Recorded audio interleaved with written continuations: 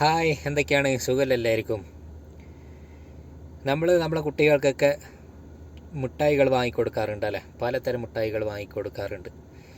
പിന്നെ നമ്മൾ മിഠായികൾ പിള്ളേർക്ക്, നമ്മളെ കുട്ടികൾക്ക്, മക്കൾക്ക് വാങ്ങിക്കൊടുക്കുന്നത് വളരെയധികം കുറക്കണം.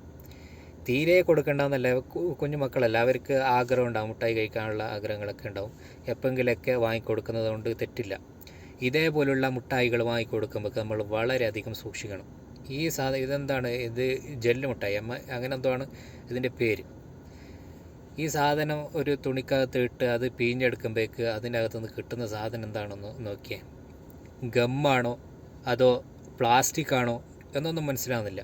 എന്തൊരു സാധനം ഈ സാധനം കണ്ടിന്യൂ ആയി നമ്മളെ കുഞ്ഞു മക്കളെ വയറിനകത്തേക്ക് പോയി കഴിഞ്ഞാൽ എന്തായിരിക്കും അവസ്ഥ? രോഗങ്ങൾ വരാൻ വേറെ എന്തെങ്കിലും കാരണം വേണോ? ഇത് തന്നെ ധാരാളമല്ലേ. എല്ലാവരും സൂക്ഷിക്കുക, ശ്രദ്ധിക്കുക. ഇതേപോലുള്ള മിഠായികൾ വാങ്ങിക്കൊടുക്കുന്നത് കഴിവതും ഒഴിവാക്കുക. കഴിവതല്ല, നിർബന്ധമായി ഒഴിവാക്കുക. അങ്ങനെയുള്ള സാധനങ്ങൾ വാങ്ങിച്ചു കൊടുത്തേ കൂടാ. അപ്പോൾ രോഗങ്ങൾ നമ്മൾ വിളിച്ചു വരുത്തരുത്. എല്ലാവരും ശ്രദ്ധിക്കുക.